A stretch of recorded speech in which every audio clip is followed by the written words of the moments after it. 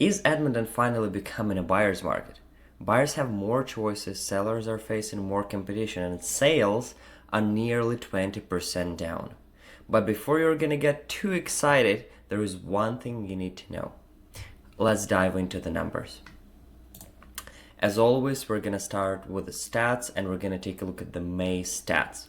Right, if we're gonna go to an averages, the only one that is really going up and trending upwards is detached houses. They're 0.9 up in comparison with last month, but they're still doing really good in comparison with last year. It's 5.7%.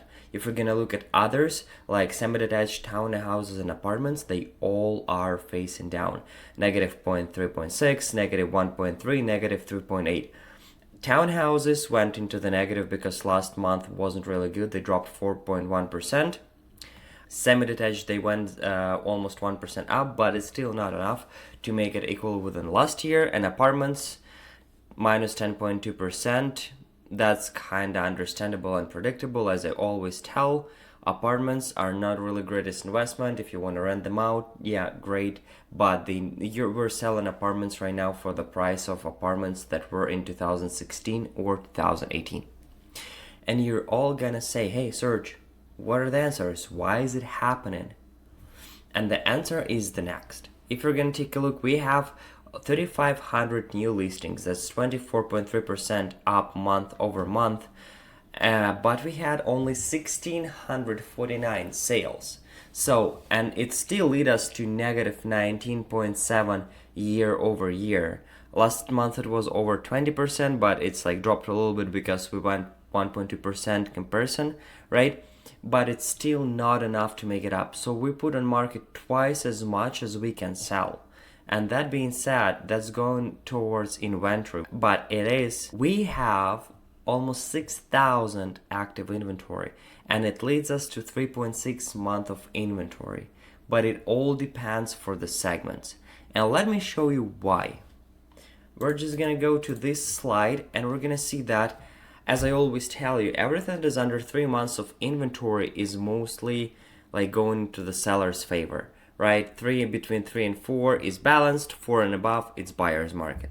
And with this amount of sales that we're doing in the inventory, we got to the 2.95 of detached and 2.87. So last month they were above 3. They were 3.2, 3.3. So we sold quite a bit of duplexes and detached houses, right? But we didn't put quite a bit back in the inventory. So that led us to a little bit more in the seller's favor. Like 2.95 and 2.87, I don't think that that's going to be too much. And like, I don't think that it's going to be enough to put it completely in the seller's favor, because there is still quite a bit of differences for you. But it definitely starts to drop. And if we're not going to put quite a bit back in the inventory, we can see seller's market in those segments. Townhouses, on the other hand, they raised because we put quite a bit of inventory back, but we didn't have a lot of sales because we don't have as much sales as we had last year. And I'll explain you why. A lot of builders, what they do, they want to play with the volume and they want to sell a lot of homes, right? So what is easier for them, to build 8-plex or to build 2 single-family houses? Definitely to build an 8-plex. And they can sell it easily because that's what people can afford nowadays, unfortunately, right? So they sell in townhouses a lot, right? And it's easier than selling brand new houses, and especially with the new GST rebate and everything, a lot of new builds, they concentrate either on townhouse or single family. Apartments, as I always tell, they're worse investment. We have 1,669 apartments and we sold 379. Like, that's terrible. I don't know. Like, it's gonna be like that all the time till people just gonna stop thinking about buying apartments. I don't know. Like, I don't think that apartments is ever gonna be back in at least balanced market. If you have an apartment and if you wanna sell it, be prepared that you're gonna be negotiated a lot. Because, like, yeah, every single person who's looking for apartment has 5-6 different, places to choose from. So why he wanna pick you? And on the other hand, we're also gonna see where all those sales were done. So we're gonna see that the biggest areas, the hottest areas just last month, were north central, southwest, and southeast.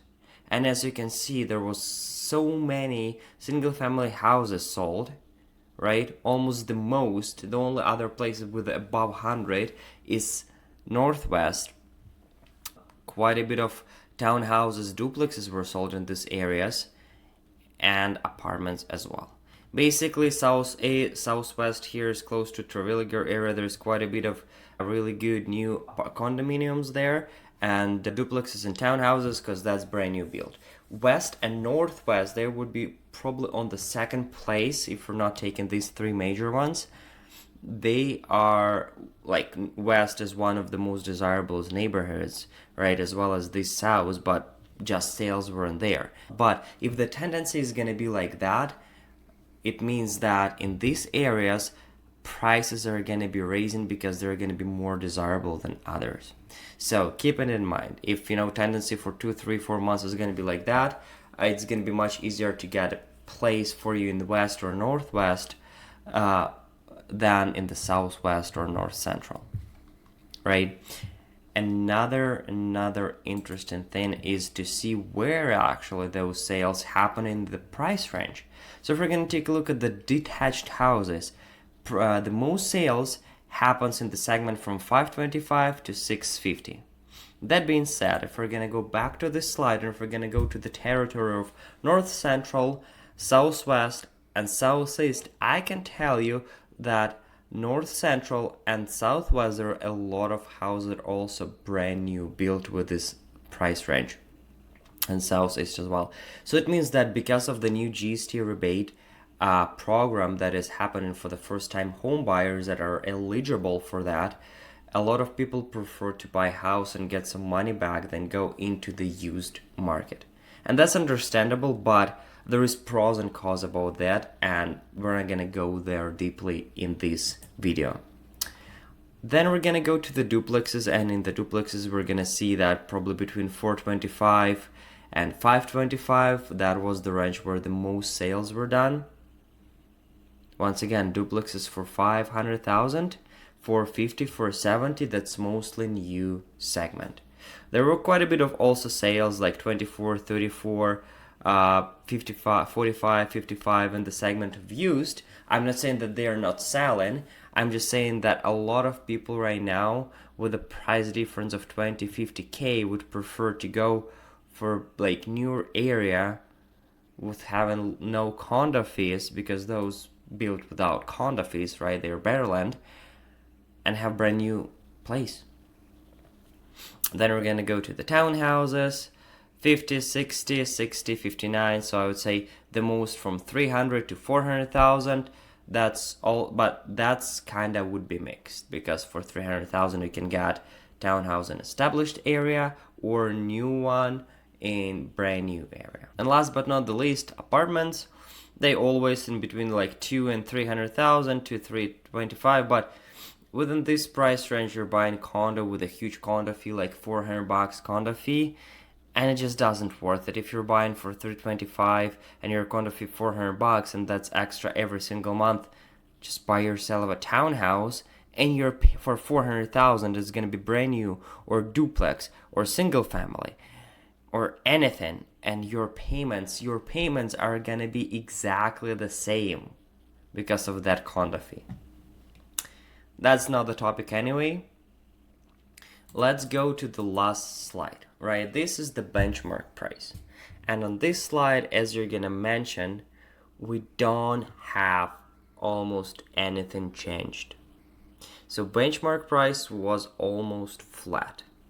So we had 0.1% month over month. If we would do at least the same job as we did last month, we would be only negative 1%, 1.2%. That would lead us almost equal within the last year. In June we could have be equal, and at least, in comparison with the last year, a huge increase in prices and like stupidly hot market, we would be almost there.